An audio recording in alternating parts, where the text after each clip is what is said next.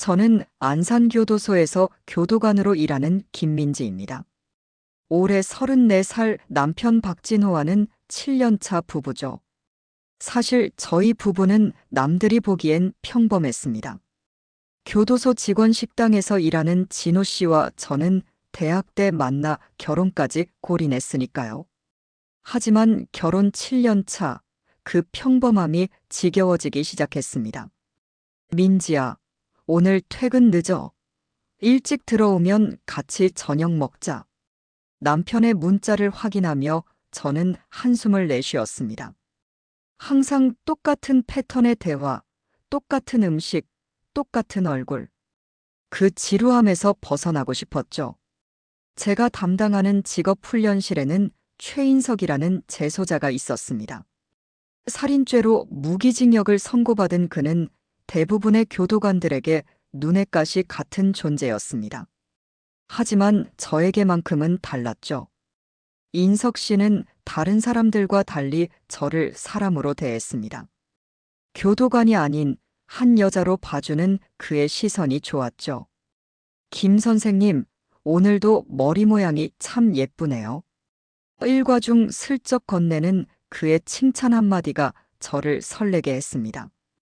다른 교도관들 눈을 피해 잠깐씩 나누는 대화, 손끝이 스치는 감각, 모든 것이 새롭고 짜릿했습니다. 그날도 저는 퇴근 시간을 조금 늦추고 직업훈련실에 남았습니다. 인석 씨와의 시간을 조금이라도 더 갖기 위해서였죠. 선생님, 어제 그린 그림이에요. 마음에 들었으면 좋겠네요. 인석 씨는 저에게 자신이 그린 그림을 건넸습니다. 제 모습을 그린 듯한 초상화였죠. 그 그림을 받는 순간 저는 이 감정이 단순한 호감이 아닌 것을 깨달았습니다. 한편 직업훈련실에는 또 다른 재소자 강태석이 있었습니다. 노인 살해죄로 수감된 30대 중반의 태석 씨는 뛰어난 손재주로 인석 씨와 함께 훈련실에서 활동하고 있었죠. 그는 유독 장정우 교도관과 친밀한 관계를 유지하고 있었습니다. 김 선생님 조심하세요. 최인석이 당신을 노리고 있어요. 어느 날 태석 씨가 저에게 다가와 작은 목소리로 말했습니다. 처음엔 별 의미 없는 경고라 생각했죠. 하지만 그날 밤 집에 돌아가 거울을 보며 문득 생각했습니다. 내가 지금 뭘 하고 있는 거지? 남편 진호 씨는 거실에서 TV를 보고 있었습니다. 평범하고 따분하고 그렇지만 안정적인 남편. 그와의 삶이 갑자기 너무 답답하게 느껴졌습니다. 오늘 늦었네. 무슨 일 있었어? 아니, 그냥. 업무가 좀 밀렸어. 거짓말이 너무나 쉽게 나왔습니다. 남편은 그저 고개를 끄덕이고는 다시 TV에 집중했죠. 그 순간 저는 인석 씨가 준 그림이 가방 속에 있다는 사실을 떠올렸습니다. 가슴이 두근거렸습니다. 금지된 사랑의 시작, 그것은 제 삶을 완전히 바꿔놓을 거라는 예감이 들었습니다. 잘못된 줄 알면서도 저는 그 설렘에 몸을 맡기기로 했습니다. 그때만 해도 이 감정이 어떤 결과를 가져올지, 얼마나 많은 사람들의 인생을 파괴할지 상상조차 하지 못했죠. 그리고 태석 씨의 경고가 단순한 질투가 아니라 무언가 더 큰 계획의 일부였다는 것도 말입니다. 교도소에서의 일상은 언제나 똑같습니다. 아침 점호, 일과 진행, 저녁 점호. 하지만 인석 씨와의 비밀 관계가 시작된 후 저에게 교도소는 전혀 다른 공간이 되었습니다. 김 선생님, 오늘도 예쁘시네요. 인석 씨는 항상 기회가 될 때마다 저에게 작은 칭찬을 건넸습니다. 다른 교도관들이 보지 않을 때 그의 눈빛은 더욱 깊어졌죠. 그 눈빛에 저는 점점 더 빠져들었습니다. 어느 날 밤 남편 진호 씨가 의심스러운 표정으로 저를 바라봤습니다. 요즘 뭔가 달라진 것 같아. 무슨 일 있어? 무슨 소리야? 그냥 업무가 좀 많아서 피곤한 거지. 그런가? 요즘 자주 늦게 들어오고 핸드폰도 자주 확인하고. 진호 씨의 의심 어린 눈빛을 피해 저는 화장실로 향했습니다. 거울 속 제 얼굴은 죄책감으로 가득했지만 동시에 인석 씨를 생각하면 심장이 빠르게 뛰었습니다. 이건 분명 사랑이 아닌 일시적인 감정일 뿐이라고 스스로를 위로했죠. 다음 날 교도소에서 특별한 일이 있었습니다. 다른 교도관의 신고로 인석 씨가 직업훈련실에서 쫓겨난 것입니다. 누군가 저와 인석 씨의 관계를 의심했다는 소문이 돌았죠. 안 좋은 소식이네요, 김 선생님. 태석 씨가 슬쩍 다가와 말했습니다. 최인석이 일반 수감동으로 돌아갔다면서요. 누가 신고했대요? 모르겠어요. 하지만 이게 더 좋을 수도 있어요. 그 사람, 위험해요. 태석 씨의 말에 저는 혼란스러웠습니다.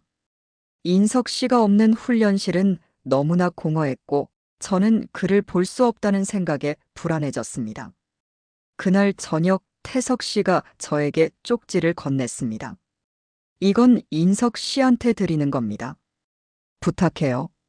망설임 끝에 저는 그 쪽지를 받아 인석 씨에게 전달했습니다. 인석 씨는 쪽지를 읽고 의미심장한 미소를 지었죠. 민지 씨, 우리 곧 만날 수 있을 거예요. 그의 말에 저는 가슴이 떨렸습니다. 어떻게? 우리가 어떻게 만날 수 있을까? 그때 인석 씨는 낮은 목소리로 속삭였습니다. 태석이가 방법을 찾았어요. 내가 다시 직업훈련실로 돌아갈 수 있대요. 그날 이후 태석 씨는 저에게 더 자주 접근했습니다. 처음에는 단순히 인석 씨와의 연락을 도와주는 정도였지만 점차 그의 의도가 다른 곳에 있다는 것을 느꼈습니다. 선생님, 인석이 정말 선생님을 사랑할까요? 무슨 말이에요? 그 사람, 교도관 3명이랑 이미 관계 맺었다는 소문이 있어요. 모두 그 사람이 필요한 게 있을 때만이었죠. 태석 씨의 말에 저는 충격을 받았습니다. 하지만 이미 마음이 기울어진 상태에서 저는 그의 말을 의심하기로 했습니다. 당신 말을 믿을 수 없어요. 그럼 한번 테스트해 보세요. 인석이 다시 직업훈련실로 돌아오게 해주면 그가 정말 선생님을 원하는지 아닐지 알 수 있을 거예요. 태석 씨의 도발적인 제안에 저는 생각에 잠겼습니다. 만약 내가 인석 씨를 직업훈련실로 돌아오게 할 수 있다면 그가 정말 나를 사랑하는지 확인할 수 있을까? 그날 밤 집에 돌아와 남편의 곁에 누웠지만 잠을 이룰 수 없었습니다. 머릿속은 온통 인석 씨와 태석 씨의 말들로 가득 찼죠. 결국 저는 위험한 결정을 내렸습니다. 인석 씨를 직업훈련실로 돌아오게 하기 위해 관리자에게 거짓 보고서를 제출하기로 한 것입니다. 직업훈련실에 최인석 같은 손재주 좋은 재소자가 필요합니다. 그의 행동에 문제가 있다는 보고는 사실이 아닙니다. 제 거짓말의 관리자는 고개를 끄덕였고 며칠 후 인석 씨는 다시 직업훈련실로 돌아왔습니다. 그의 눈빛은 이전과 달랐습니다. 더 깊고 더 의미심장했죠. 고마워요, 민지 씨. 당신은 정말 특별해요. 그 순간 저는 알았습니다. 제가 이미 돌이킬 수 없는 강을 건너고 있다는 것을. 그리고 태석 씨가 저와 인석 씨를 지켜보는 시선이 단순한 관심이 아니라는 것도 말입니다. 직업훈련실에서의 일상이 다시 시작되었습니다. 인석 씨는 이전보다 더 조심스럽게 행동했지만 우리 사이의 감정은 더 깊어졌습니다. 태석 씨는 그런 우리를 묘한 시선으로 바라보고 있었죠. 어느 날 태석 씨가 작업 중 물감을 떨어뜨렸다며 창고에 다녀오겠다고 했습니다. 평소보다 오래 돌아오지 않자 저는 그를 찾으러 갔습니다. 태석 씨, 어디 있어요? 창고 안에서 태석 씨를 발견했을 때 그는 벽장 뒤에 무언가를 하고 있었습니다. 놀란 그가 황급히 자세를 고쳤지만 저는 이미 그 벽장 뒤에 무언가 비밀이 있다는 것을 눈치챘습니다. 실례했네요.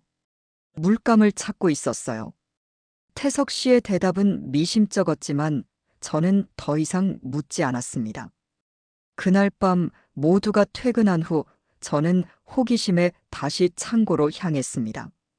벽장 뒤를 살펴보니 작은 틈이 보였고 손으로 밀자벽이 움직였습니다. 그곳에는 좁은 통로가 있었습니다. 이게 뭐지? 조용히 통로를 따라가 보니 그것은 교도소의 지하 파이프 시스템과 연결되어 있었습니다. 오래된 설계 때문에 생긴 사각지대인 것 같았죠. 이 발견에 충격을 받은 저는 서둘러 나왔습니다. 다음 날 태석 씨가 저를 찾아왔습니다. 어젯 밤에 창고에 다녀갔죠? 그의 직설적인 질문에 저는 놀랐습니다. 무슨 말이에요? 선생님이 본 것, 그게 우리의 비밀이 될 수 있어요. 태석 씨의 눈빛이 변했습니다. 더 이상 순종적인 재소자의 눈빛이 아니었습니다. 계산적이고 날카로운 눈빛이었죠. 무슨 비밀인데요? 자유로 가는 길이에요. 선생님과 인석이 그리고 저까지. 우리 셋이 이곳을 빠져나갈 수 있어요. 그의 말에 저는 숨을 들이켰습니다. 타로? 그건 상상조차 하지 않았던 일이었습니다. 미쳤어요? 그건 범죄라고요. 지금 선생님이 하고 있는 일도 범죄예요. 재소자와의 관계. 그게 밝혀지면 선생님도 이곳에 갇히게 될 거예요. 태석 씨의 말은 날카로운 칼처럼 저를 찔렀습니다. 그는 맞았습니다. 저는 이미 법을 어기고 있었죠. 생각해 보세요.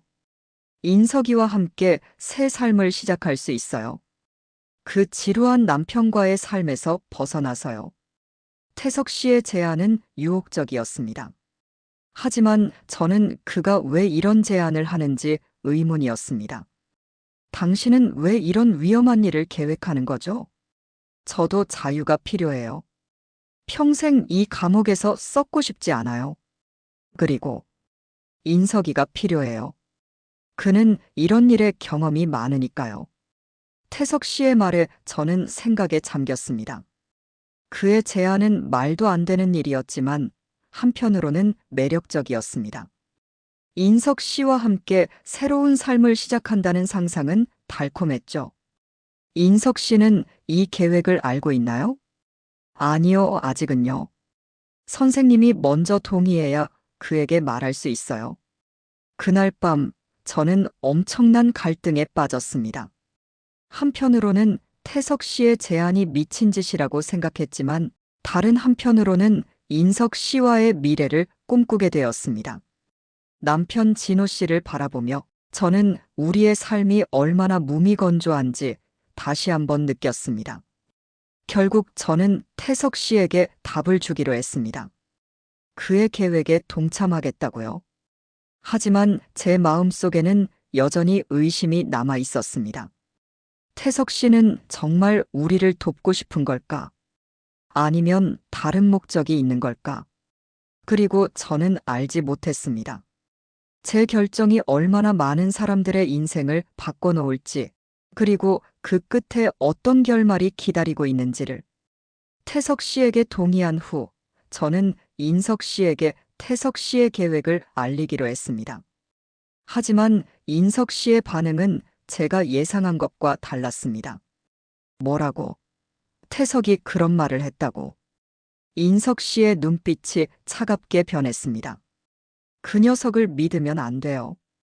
그는 자기 이익만 생각하는 인간이에요. 하지만 그가 발견한 통로는 진짜예요. 제가 직접 봤어요. 인석 씨는 잠시 생각에 잠겼습니다.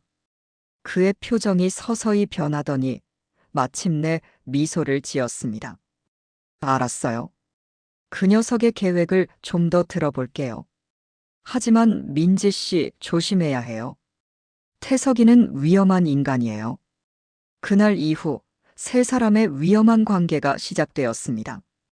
표면적으로는 모두가 같은 목표를 향해 움직이는 것처럼 보였지만 저는 두 남자 사이에 팽팽한 긴장감을 느꼈습니다. 선생님, 이 계획이 성공하려면 우리 셋 다 역할이 필요해요. 태석 씨는 계획을 설명했습니다.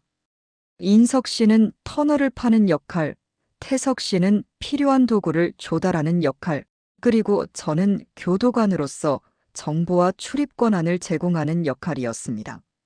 문제는 시간이에요. 이 터널을 파는데 최소 한 달은 걸릴 텐데 그동안 아무도 눈치채지 못하게 해야 해요.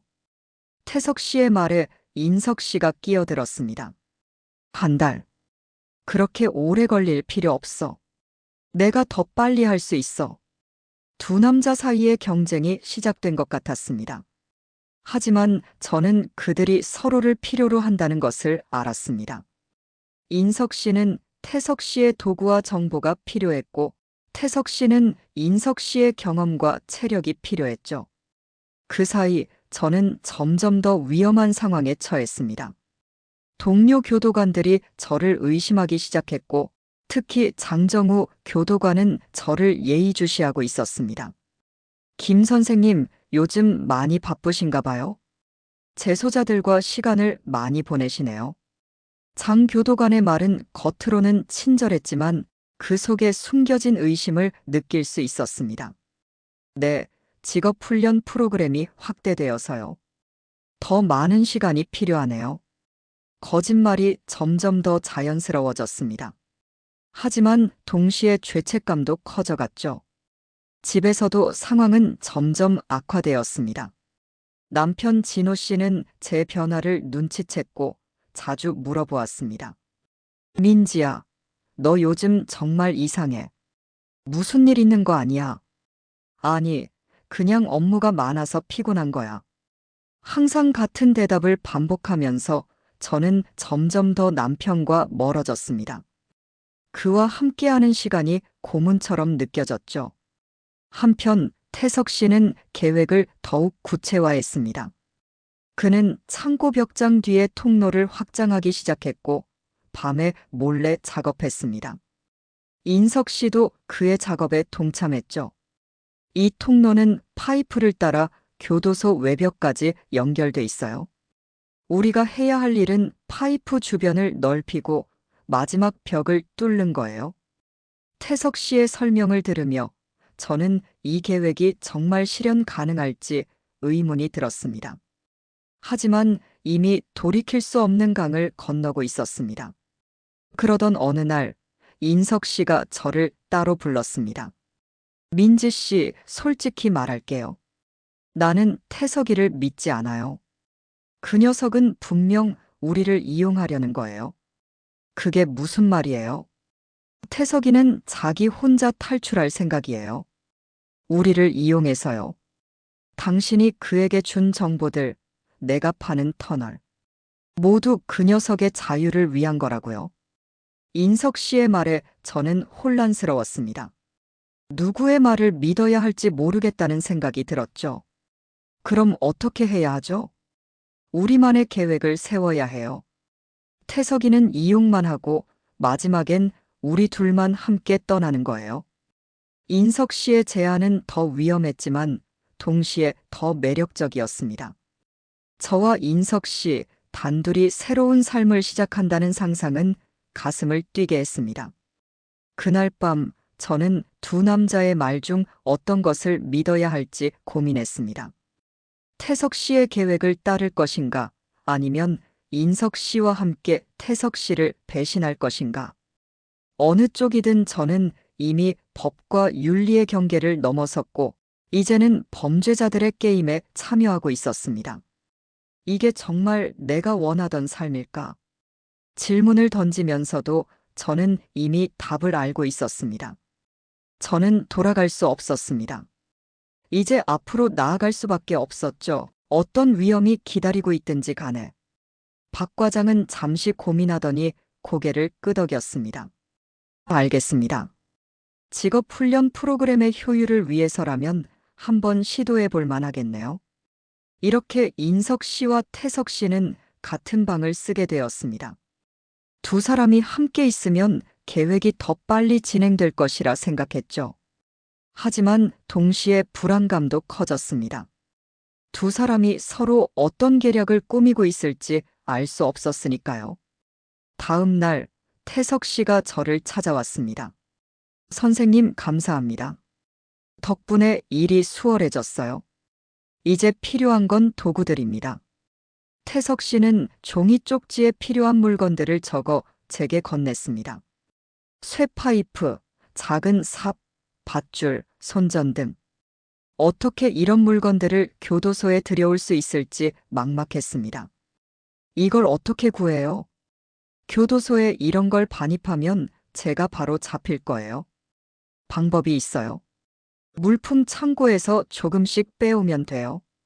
아무도 눈치채지 못할 겁니다. 태석 씨의 말대로 저는 수일에 걸쳐 필요한 물건들을 조금씩 빼돌렸습니다. 교도관의 권한을 이용해 물품 창고에 출입하고 재고 목록을 조작했죠. 매번 심장이 터질 것 같았지만 이상하게도 스릴을 느끼기도 했습니다. 어느 날 밤 집에 돌아왔을 때 남편 진호 씨가 심각한 표정으로 저를 기다리고 있었습니다. 민지야, 우리 좀 이야기해야겠어. 진호 씨의 심각한 표정에 심장이 멈출 것 같았습니다. 뭔가를 알아챈 걸까요? 무슨 일이야? 요즘 너 정말 이상해. 늦게 들어오고 핸드폰도 자주 확인하고. 누군가 있는 거야. 순간 식은땀이 흘렀습니다. 하지만 저는 최대한 침착하게 대답했습니다. 무슨 소리야? 그냥 업무가 많아서 피곤한 거고 핸드폰은 그냥 습관일 뿐이야. 정말? 내가 뭔가 잘못한 거라면 말해줘. 우리 관계가 예전 같지 않아. 진호 씨의 눈에는 진심이 담겨 있었습니다. 순간 죄책감이 밀려왔지만 이미 돌이킬 수 없는 지점까지 와버렸다는 생각이 들었습니다. 그런 거 아니야. 조금만 더 시간이 지나면 모든 게 괜찮아질 거야. 그날 밤 남편의 곁에 누워 천장을 바라보며 생각했습니다. 정말 이대로 좋은 걸까? 하지만 인석 씨의 얼굴이 떠오르자 다시 마음을 다잡았습니다. 이제 곧 새로운 삶이 시작될 테니까요. 다음 날 인석 씨가 기쁜 소식을 전해왔습니다. 민지 씨, 터널 작업이 순조롭게 진행되고 있어요. 태석이도 열심히 하고 있고요. 정말요? 얼마나 더 걸릴까요? 한 달 정도면 될 것 같아요. 그때까지만 참아요. 한 달. 그 시간 동안 저는 이중 생활을 계속해야 했습니다. 교도관으로서 업무를 수행하면서 동시에 탈옥의 조력자로 활동해야 했죠. 매일 밤 잠들기 전 제 선택이 옳은지 고민했습니다. 그러던 어느 날 교도소장이 갑자기 저를 사무실로 불렀습니다. 김 선생, 최근에 물품 창고에서 몇 가지 물건들이 사라졌다는 보고가 있었습니다. 심장이 멎는 것 같았습니다. 들켰다는 생각에 온몸이 얼어붙었죠. 물품 관리자가 재고 확인 중에 이상한 점을 발견했다고 합니다. 혹시 알고 계시는 것이 있나요? 최대한 침착하게 대답했습니다. 아니요, 소장님. 제가 어떻게 도울 수 있을까요? 일단 조사가 진행될 겁니다. 모든 직원들을 대상으로요. 하지만 특별히 의심되는 부분이 있어서 부른 건 아니니 걱정 마세요. 소장의 말에 안도했지만 동시에 더 조심해야 한다는 경각심이 들었습니다. 이날 이후로 물건을 빼돌리는 일은 중단했고 이미 확보한 물건들로 계획을 진행하기로 했습니다.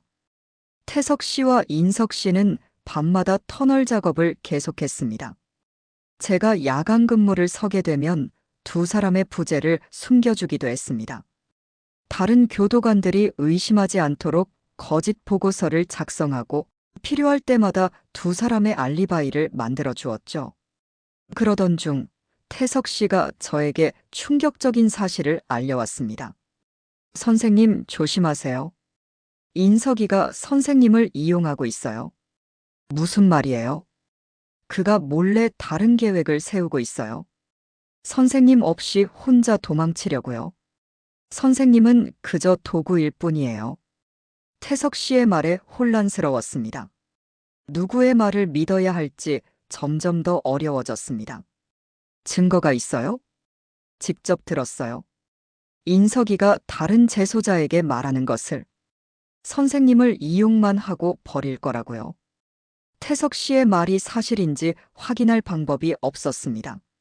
하지만 의심의 씨앗은 이미 심어졌고 저는 인석 씨를 다른 시각으로 보기 시작했습니다. 그날 저녁 인석 씨를 따로 만났을 때 저는 그의 눈빛을 유심히 살폈습니다. 거짓말을 하고 있는 기색이 있는지 진심인지 판단하려 했죠. 하지만 인석 씨의 표정은 여전히 따뜻했고 사랑스러웠습니다. 민지 씨, 무슨 고민이 있어요? 표정이 어두워요. 아니에요. 그냥 조금 피곤해서요. 사실을 말할 수 없었습니다. 만약 태석 씨의 말이 거짓이라면 이런 의심으로 인석 씨를 실망시키고 싶지 않았습니다. 하지만 만약 사실이라면 저는 누구를 믿어야 할까요? 이렇게 의심과 불안 속에서 계획은 계속 진행되었습니다. 터널은 점점 더 깊어졌고 탈출 날짜는 가까워졌습니다. 저는 2중, 3중의 거짓말 속에서 점점 지쳐갔지만 이제 돌이킬 수 없었습니다. 앞으로 나아갈 수밖에 없었죠.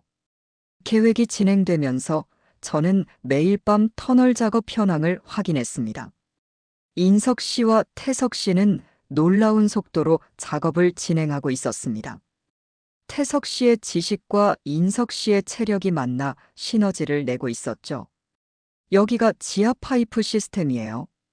이 파이프를 따라가면 교도소 외벽까지 갈 수 있어요. 태석 씨의 설명을 들으며 저는 어두운 터널을 살펴봤습니다. 손전등 빛이 간신히 터널을 비추는 가운데 두 남자가 땀에 젖은 채 작업하는 모습이 보였습니다. 그들의 결연한 의지가 느껴졌습니다. 얼마나 더 작업해야 해요? 외벽까지는 아직 20m 정도 남았어요. 하지만 외벽은 두껍고 단단해서 시간이 더 걸릴 거예요. 인석 씨의 말에 불안감이 커졌습니다. 시간이 길어질수록 발각될 위험도 커진다는 것을 알았기 때문입니다. 그날 밤 집에 돌아온 저는 이상한 기운을 느꼈습니다.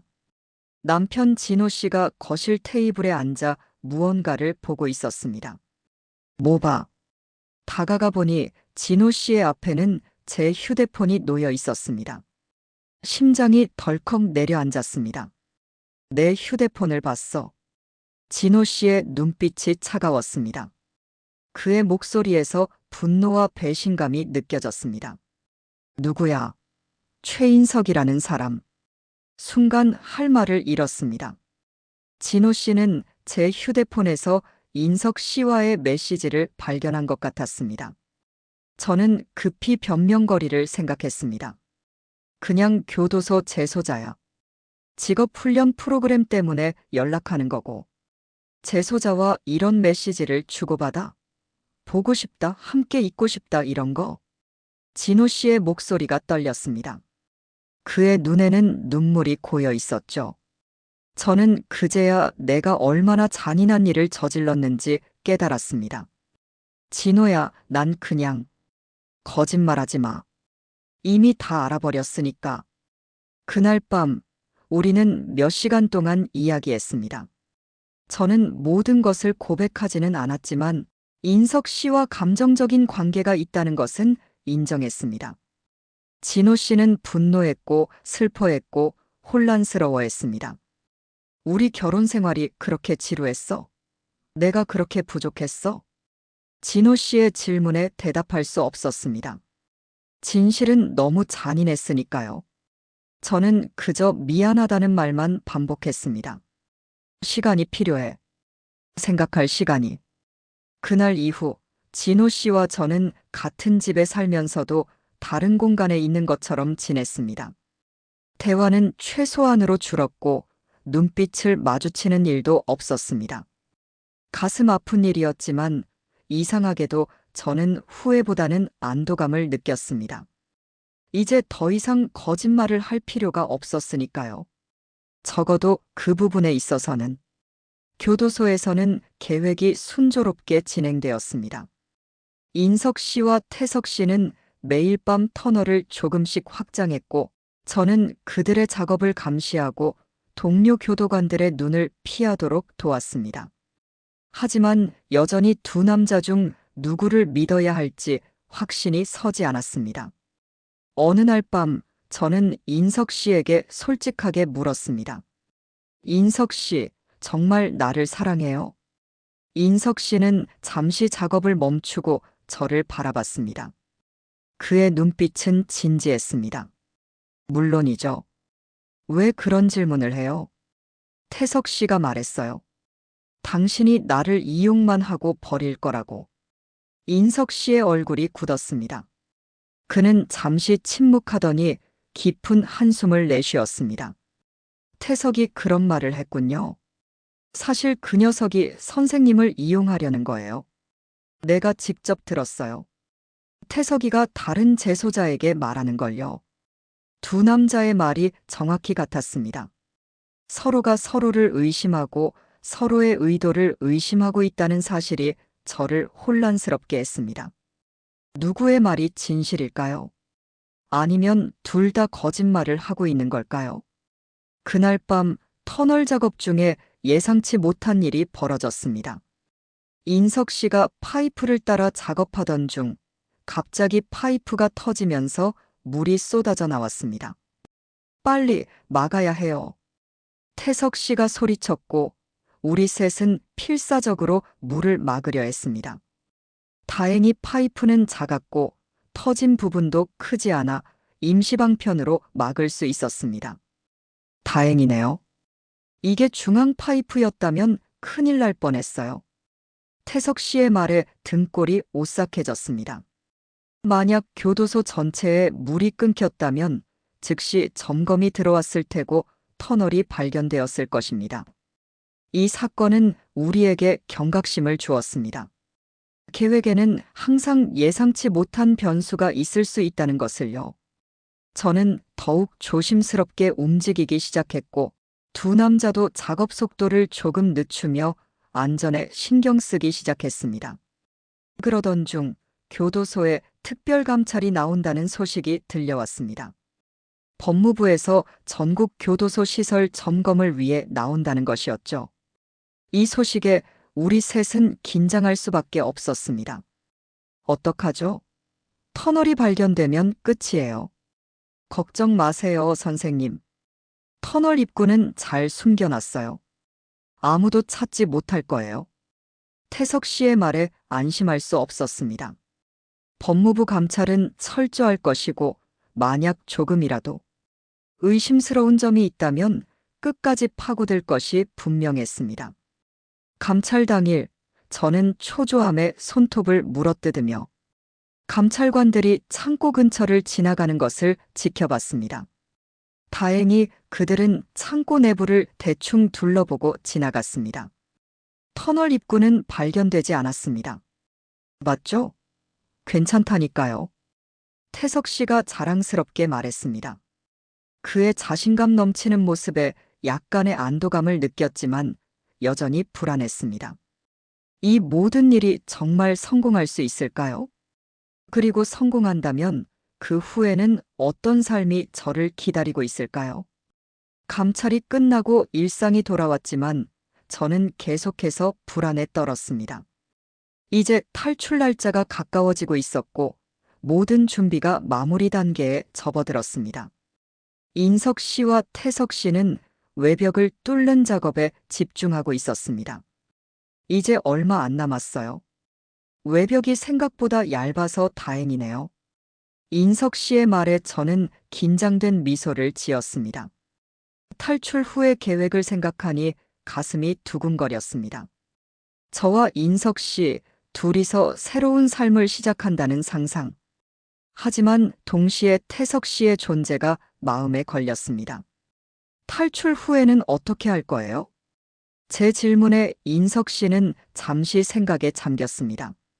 먼저 국경을 넘어야 해요. 그 후에는 새 신분으로 새 삶을 시작하는 거죠. 민지 씨와 함께. 그의 말은 달콤했지만 현실감이 없었습니다. 국경을 어떻게 넘을 수 있을까요? 새 신분은 어떻게 만들 수 있을까요? 그리고 무엇보다 인석 씨가 정말 저와 함께할 의향이 있는 걸까요?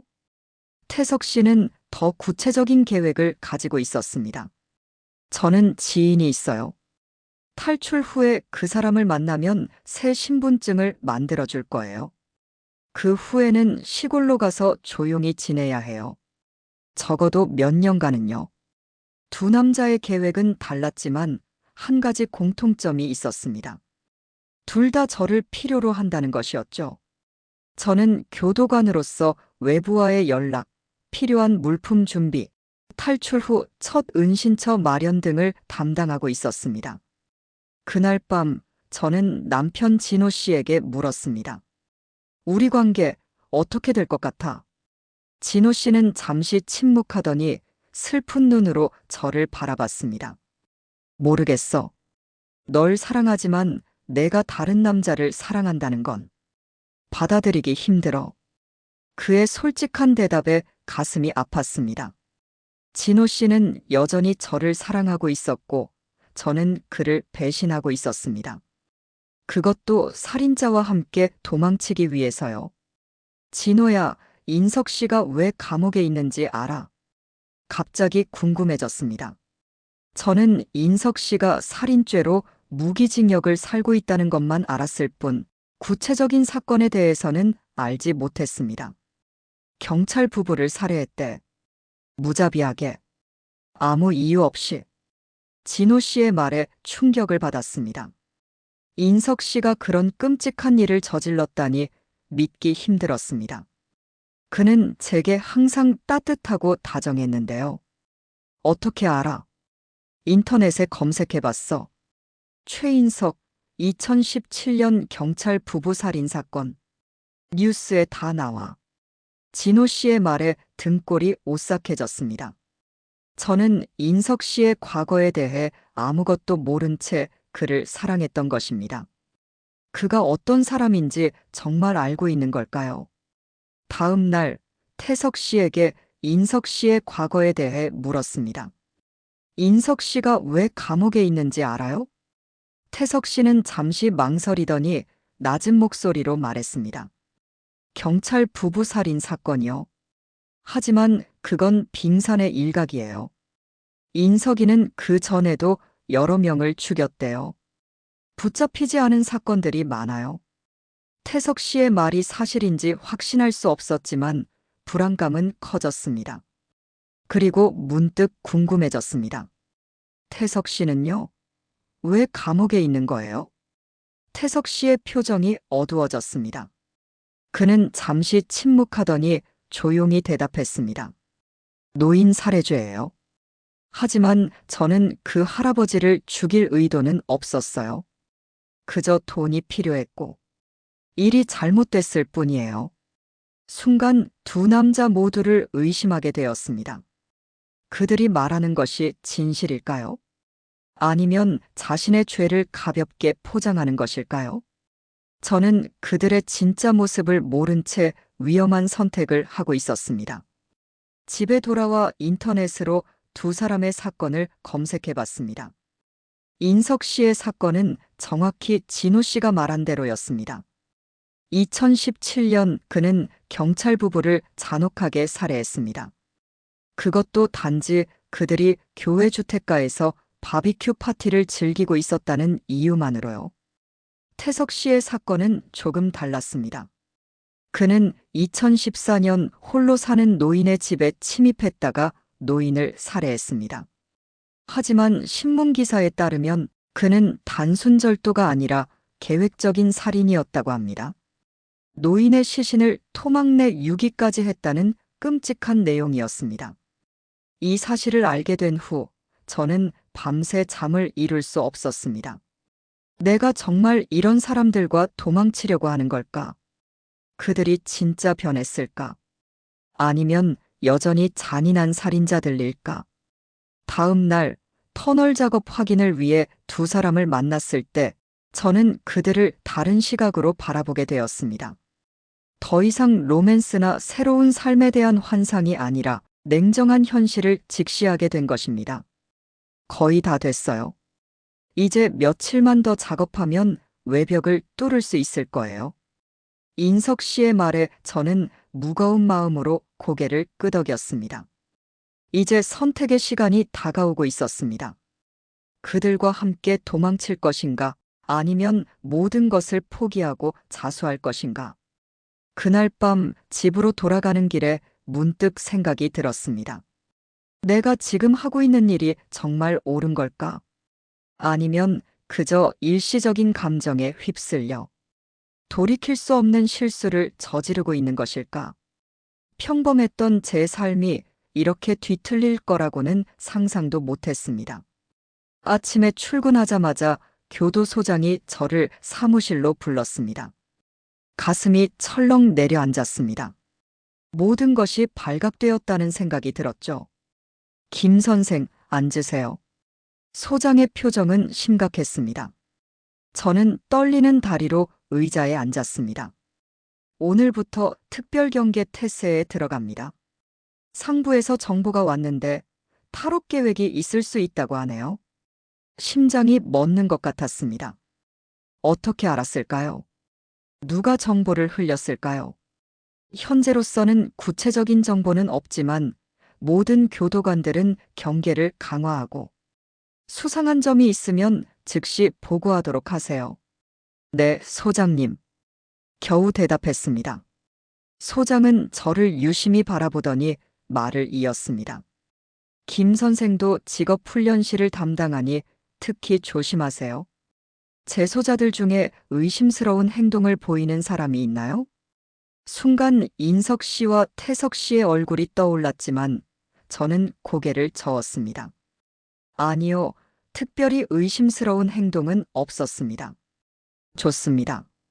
하지만 계속 주의 깊게 관찰해 주세요. 사무실을 나오자마자 저는 화장실로 달려가 토할 것 같은 기분을 참았습니다. 손이 떨려 세면대를 꽉 붙잡았죠. 이제 어떻게 해야 할까요? 인석 씨와 태석 씨에게 이 사실을 알려야 할까요? 아니면 이 기회에 모든 것을 고백해야 할까요? 결국 저는 두 사람에게 알리기로 했습니다. 그들도 위험을 알 권리가 있었고 저 역시 그들의 반응을 보고 싶었습니다. 점심시간 직업훈련실에서 두 사람을 만났을 때 저는 작은 목소리로 상황을 설명했습니다. 탈옥 계획이 있다는 정보가 들어왔대요. 소장이 모든 교도관에게 경계 태세를 강화하라고 했어요. 인석 씨와 태석 씨는 서로를 바라봤습니다. 그들의 표정에서 불안과 의심이 보였습니다. 누가 말했을까요? 태석 씨의 질문에 인석 씨가 날카롭게 반응했습니다. 누군가가 고의로 정보를 흘린 게 아닐까요? 그의 시선이 저를 향했고 저는 가슴이 철렁 내려앉았습니다. 나는 아무에게도 말하지 않았어요. 정말요? 남편에게도. 인석 씨의 날카로운 질문에 저는 움찔했습니다. 사실 진호 씨에게 직접적으로 말한 적은 없지만 그가 무언가를 눈치챘을 가능성은 있었습니다. 아니요, 말하지 않았어요. 그럼 우리 중 한 명이 말한 거네요. 태석 씨의 말에 인석 씨가 그를 노려봤습니다. 두 사람 사이의 긴장감이 팽팽했습니다. 이제 어떻게 해요? 계획을 취소해야 하나요? 제 질문에 태석 씨가 고개를 저었습니다. 아니요. 오히려 계획을 앞당겨야 해요. 오늘 밤이 좋겠어요. 오늘 밤이라고요? 미쳤어요? 경계가 강화된 상태에서요? 인석 씨도 놀란 표정이었지만 태석 씨는 침착하게 설명했습니다. 그들은 아직 구체적인 정보가 없어요. 경계를 강화했지만 특정 장소를 집중적으로 감시하지는 않을 거예요. 오히려 시간이 지날수록 그들이 더 많은 정보를 얻을 가능성이 커져요. 지금이 가장 안전한 시간입니다. 태석 씨의 논리는 이해가 됐지만 오늘 밤 탈출한다는 생각에 저는 심장이 터질 것 같았습니다. 준비가 되지 않았습니다. 특히 마음의 준비가요. 그래도 외벽을 완전히 뚫지 못했잖아요. 오늘 밤에 마무리할 수 있어요. 거의 다 됐으니까요. 태석 씨의 확신에 찬 목소리에 저는 더 이상 반박할 수 없었습니다. 인석 씨도 결국 동의했습니다. 좋아요. 오늘 밤에 해요. 민지 씨, 준비된 가방을 가지고 약속 장소로 와요. 밤 11시에 교도소 북쪽 담장 밖에서 만나요. 저는 기계적으로 고개를 끄덕였습니다. 현실감이 없었습니다. 정말 오늘 밤 모든 것이 끝나는 걸까요? 그날 하루는 꿈처럼 흘러갔습니다. 업무를 수행하면서도 머릿속은 온통 밤에 있을 일로 가득했습니다. 동료 교도관들이 평소보다 긴장한 모습으로 근무하는 것이 보였고, 재소자들 사이에서도 뭔가 이상한 기운이 감지되었습니다. 퇴근 시간이 되자 저는 망설였습니다. 지금이라도 모든 것을 고백하고 이 미친 계획을 멈출 수 있을까요? 하지만 그렇게 하면 인석 씨와 태석 씨는 더 심한 형벌을 받게 될 것이고 저 역시 감옥에 갇힐 것입니다. 집에 도착했을 때 진호 씨는 이미 퇴근해 있었습니다. 그는 소파에 앉아 텔레비전을 보고 있었습니다. 왔어? 저녁 먹을래?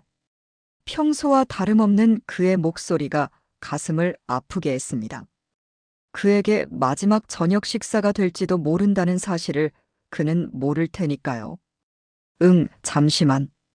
방으로 들어가 준비해둔 가방을 확인했습니다. 옷, 현금, 필요한 서류들.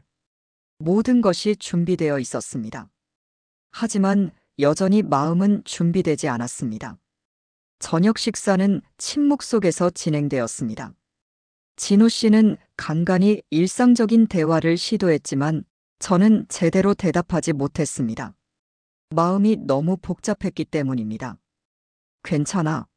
안색이 안 좋아 보여. 그냥 좀 피곤해서 그래. 항상 같은 대답이었습니다. 얼마나 많은 거짓말을 했을까요? 이제는 셀 수조차 없었습니다.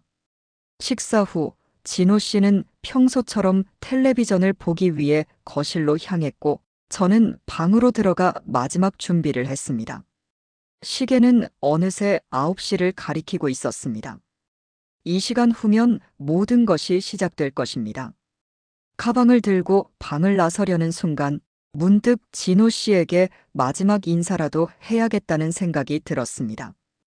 그에게 진실을 말할 수는 없지만 적어도 작별 인사는 하고 싶었습니다. 거실로 나가 진호 씨 옆에 앉았습니다. 그는 약간 놀란 듯 저를 바라봤습니다. 왜 그래? 그냥. 고마워. 지금까지 곁에 있어줘서. 진호 씨의 눈에 의문이 떠올랐습니다. 갑자기 그게 무슨 소리야? 그냥 말하고 싶었어. 내가 많이 부족했는데. 항상 이해해줘서 고마워. 진호 씨는 잠시 저를 바라보더니 손을 내밀어 제 손을 잡았습니다. 괜찮아. 우리는 부부잖아. 어려운 시기를 지나고 있는 거야. 곧 모든 게 괜찮아질 거야. 그의 말에 눈물이 핑 돌았습니다. 그는 모르고 있었습니다. 우리가 다시는 만날 수 없을지도 모른다는 사실을요.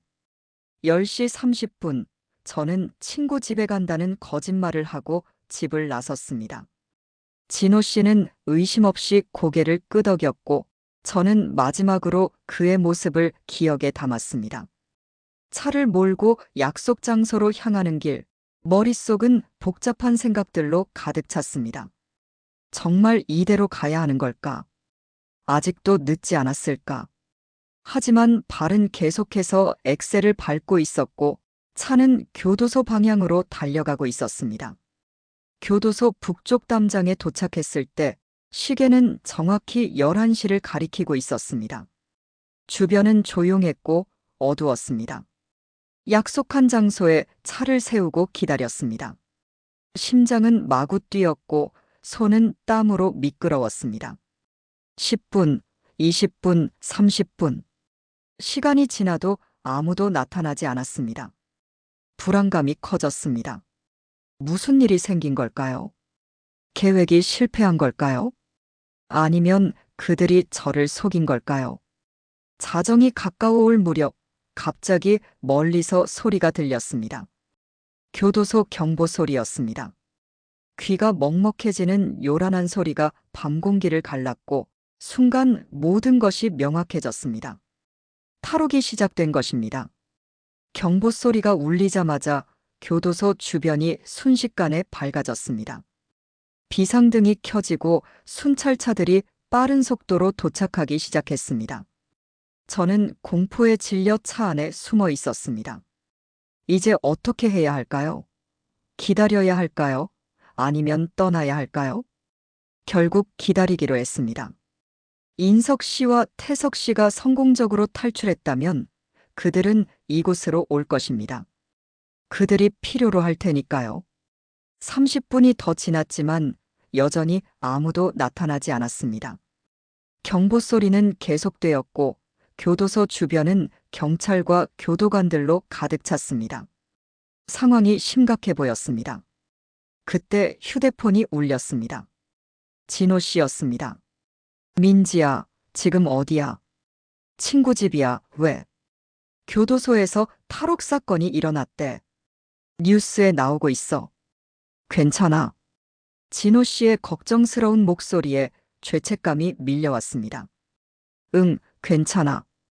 걱정 마. 빨리 집에 와. 위험할 수 있어. 알았어. 곧 갈게. 전화를 끊고 한숨을 내쉬었습니다. 이제 어떻게 해야 할까요?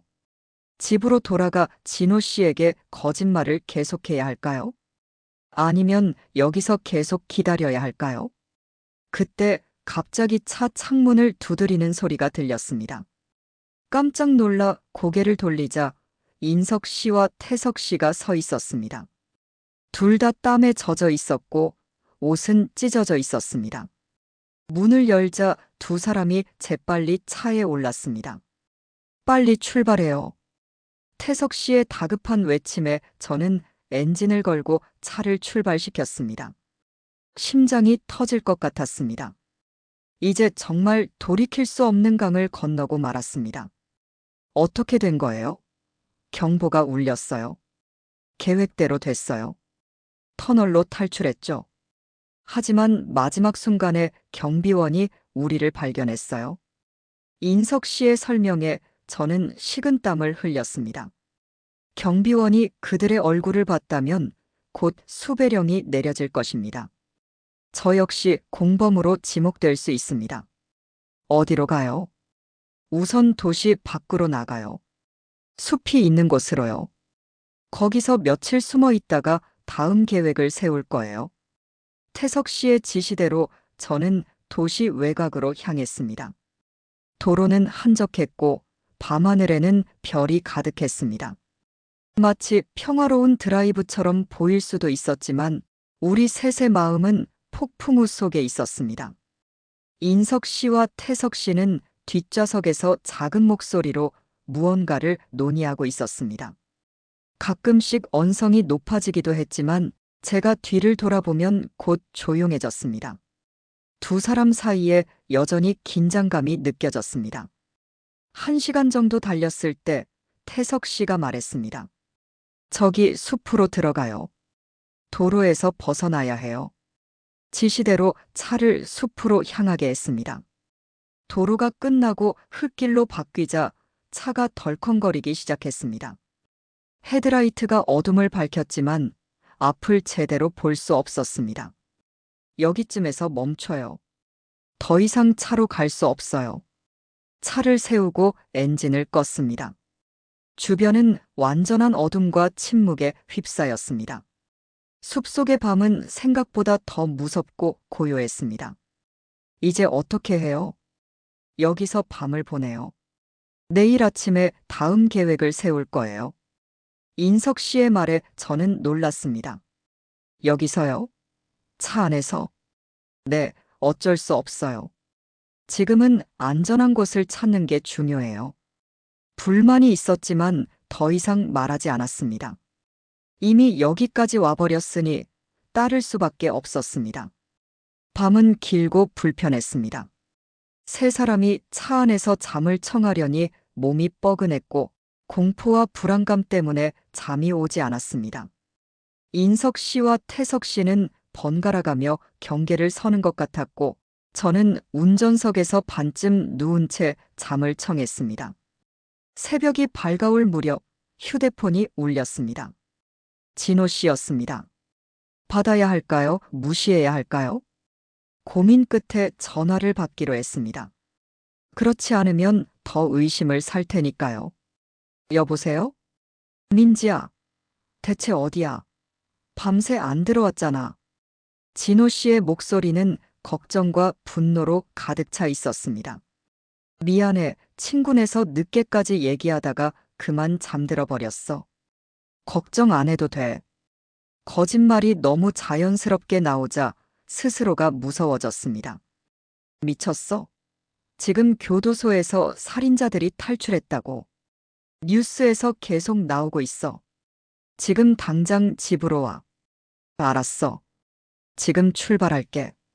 전화를 끊자 인석 씨가 물었습니다. 남편인가요? 네. 탈옥 소식이 뉴스에 나왔대요. 모두가 알고 있을 거예요. 태석 씨가 차창 밖을 내다보며 말했습니다.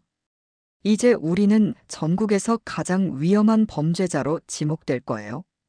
민지 씨도 공범으로 의심받을 수 있어요. 그 말에 온몸에 소름이 돋았습니다. 정말 이대로 계속 도망쳐야 하는 걸까요?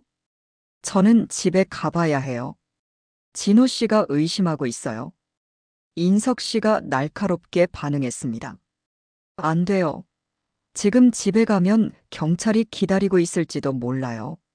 하지만 가지 않으면 더 의심받을 거예요. 제가 탈옥에 관여했다고 생각할 이유가 없잖아요. 두 남자는 서로 눈빛을 교환했습니다. 무언가 이야기하고 싶은 듯 했지만 제 앞에서는 말하지 않았습니다. 좋아요. 민지 씨는 집에 다녀오세요. 하지만 절대 우리에 대해 말하면 안 돼요. 우리는 여기서 기다릴게요. 태석 씨의 말에 인석 씨가 반대했습니다.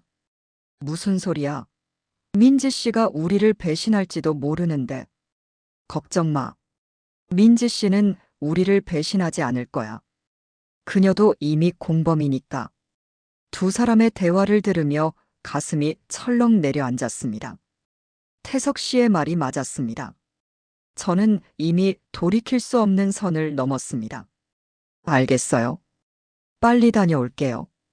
차를 출발시키기 전 인석 씨가 제 손을 잡았습니다. 민지 씨, 정말 돌아올 거죠?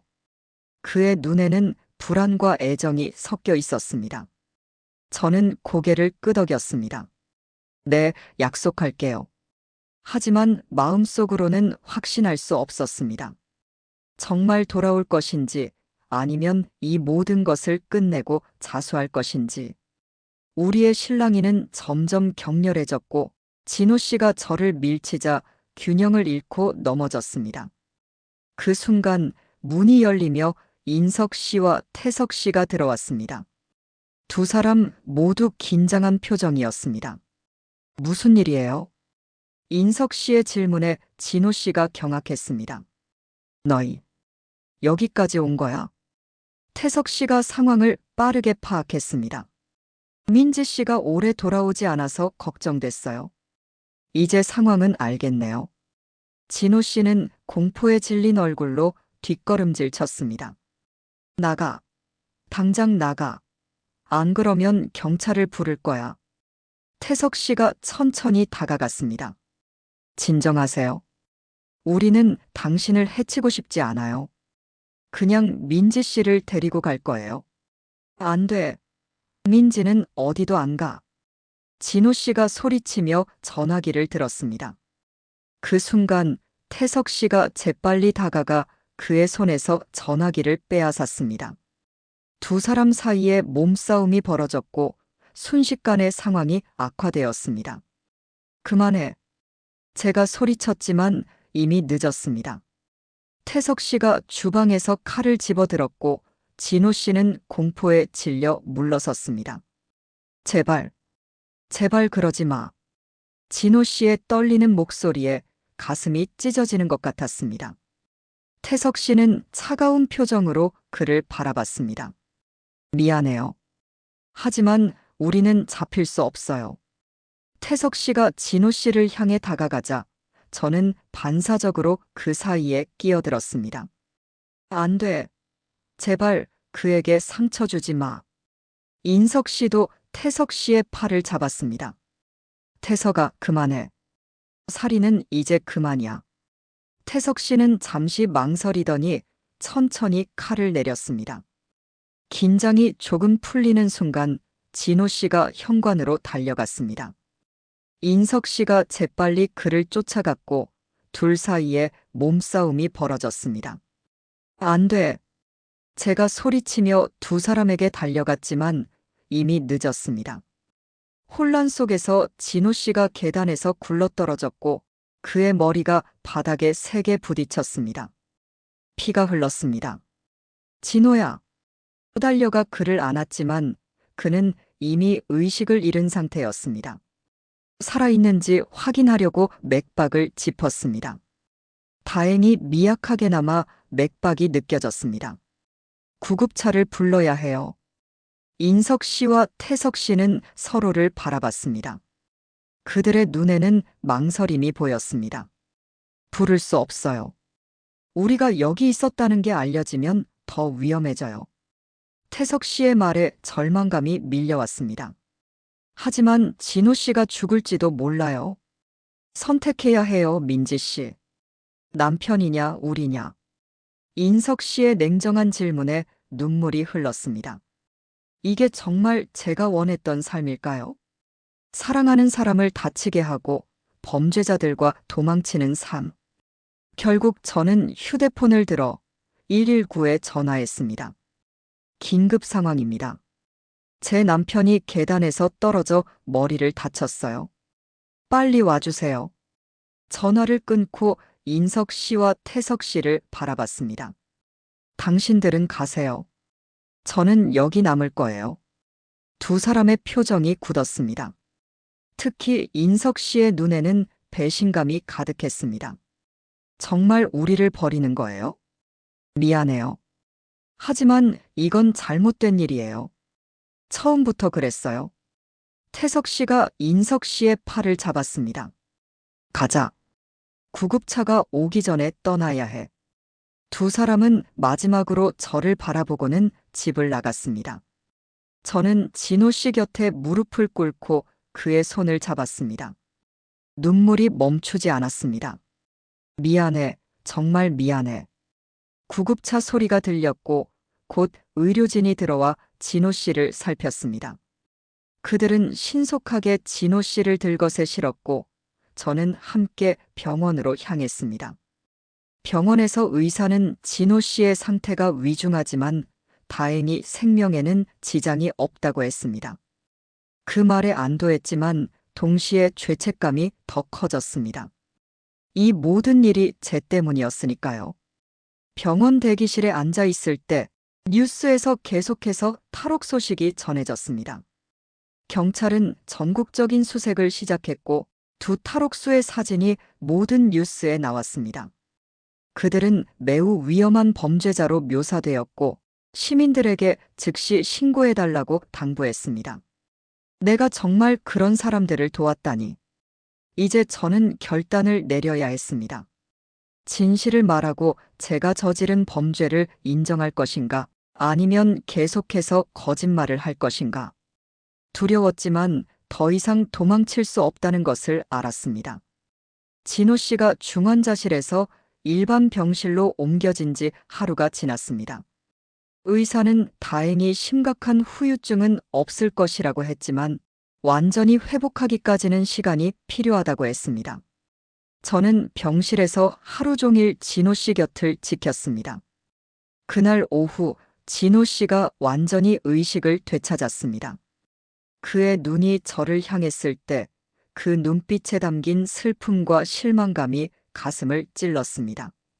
물 좀 줘. 진호 씨의 첫 마디에 저는 재빨리 물을 건넸습니다. 그는 천천히 물을 마시고 나서 저를 바라봤습니다. 왜 그랬어? 단순한 질문이었지만 그 안에 담긴 무게는 엄청났습니다. 이제 더 이상 거짓말을 할 수 없었습니다. 미안해. 정말 미안해. 나도 내가 왜 그랬는지 모르겠어. 사랑했어? 진호 씨의 직설적인 질문에 말문이 막혔습니다. 정말 인석 씨를 사랑했을까요? 아니면 그저 지루한 일상에서 벗어나고 싶었던 것일까요? 아니, 그건 사랑이 아니었어. 그냥 현실에서 도망치고 싶었던 것 같아. 진호 씨는 고개를 돌려 창밖을 바라봤습니다. 그의 눈에 눈물이 고였습니다. 경찰에 가겠지? 내가 저지른 일에 대해. 응, 모든 걸 말할 거야. 내가 한 일에 책임질게. 다음 날 저는 결심했습니다. 경찰서로 가서 모든 것을 고백할 것입니다. 제가 한 일, 인석 씨와 태석 씨를 도운 일, 그들의 탈출 계획에 가담한 일, 모든 것을요. 병원을 나서려는데 뉴스에서 속보가 나왔습니다. 탈옥수 중 한 명인 강태석이 붙잡혔다는 소식이었습니다. 경찰은 그가 도시 외곽의 폐가에 숨어 있다가 음식을 구하러 나왔을 때 체포되었다고 했습니다. 그러나 최인석은 여전히 도주 중이었습니다. 뉴스를 보고 있을 때 병원 전화가 울렸습니다. 간호사가 저를 불렀습니다.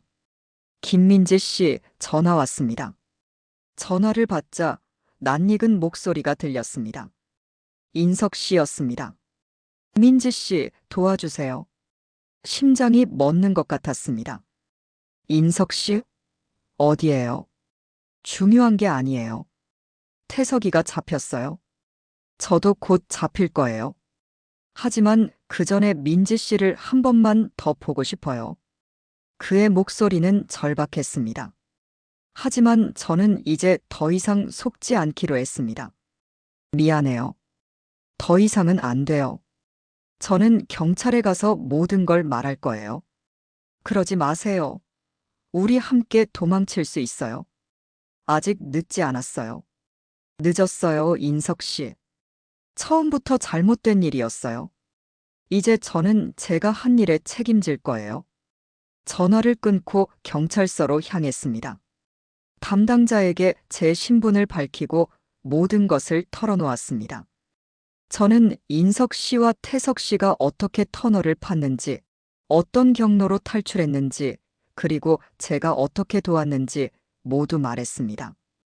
형사들은 즉시 병원으로 연락해 통화 기록을 확인하고 발신지를 추적하기 시작했습니다. 저는 결국 구금되었습니다. 이틀 후 뉴스에서 최인석이 붙잡혔다는 소식이 전해졌습니다. 그는 저에게 전화한 지역에서 멀지 않은 곳에서 발견되었다고 합니다. 경찰은 제가 제공한 정보가 체포에 큰 도움이 되었다고 했습니다. 재판은 빠르게 진행되었습니다. 저는 모든 혐의를 인정했고 최대한 협조했습니다. 그 결과 다른 공범들보다 가벼운 형량을 선고받았지만 그래도 5년이라는 긴 시간을 감옥에서 보내야 했습니다. 감옥에서의 시간은 길고 고통스러웠습니다. 하지만 그 시간 동안 저는 많은 것을 생각하고 반성할 수 있었습니다.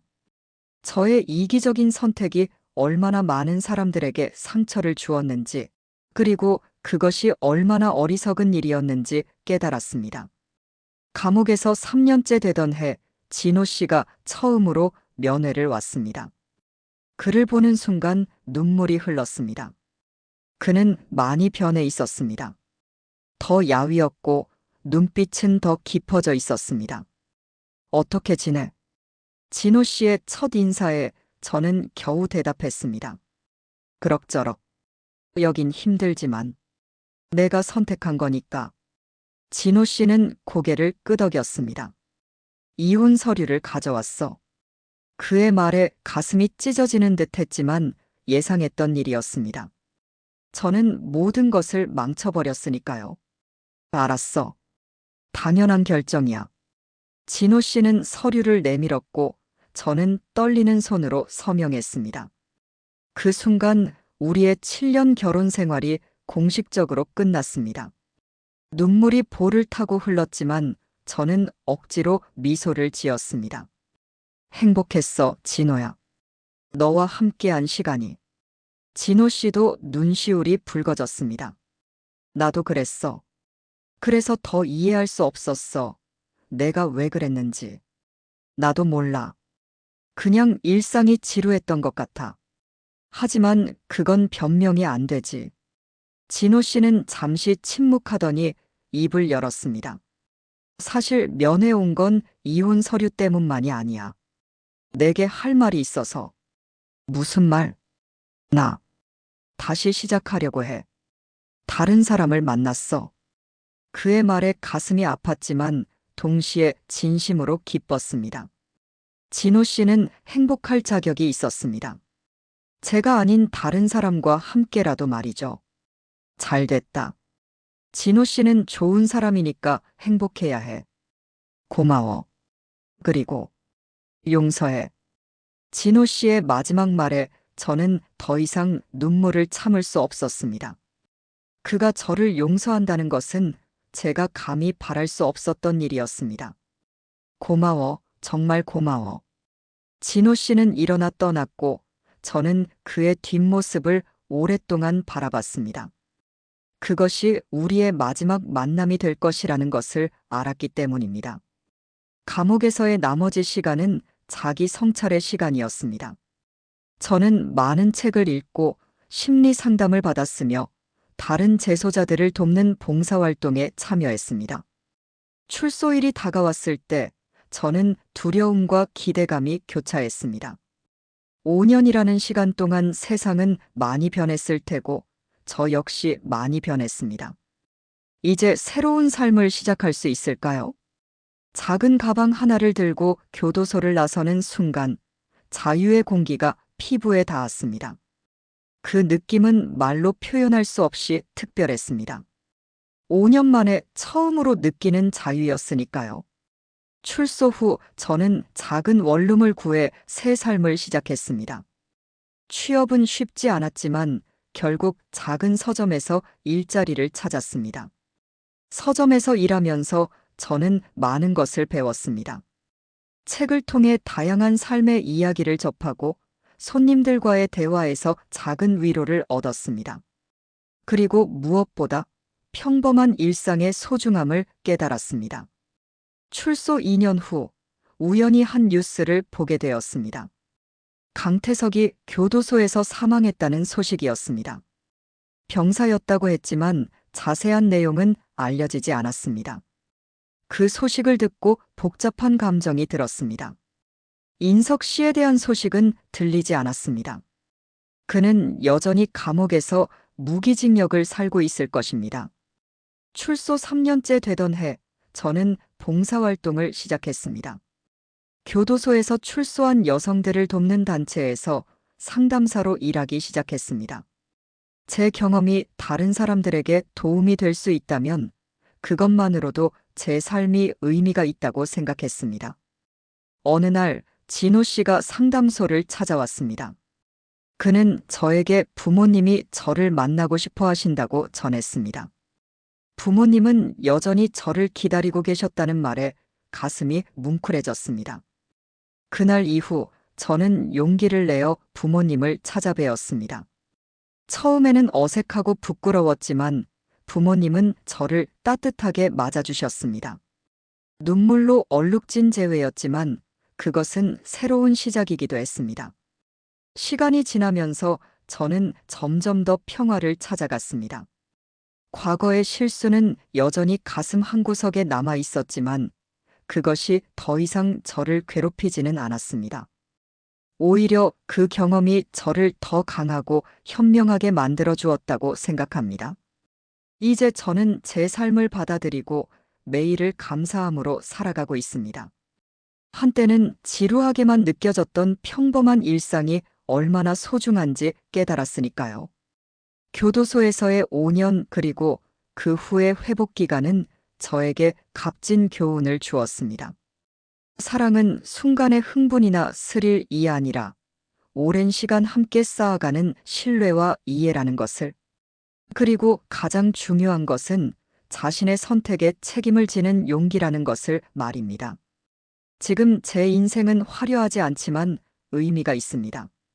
다른 사람들을 돕고 제 경험을 나누며 작은 행복을 찾아가는 삶. 이것이 진정한 자유라고 생각합니다.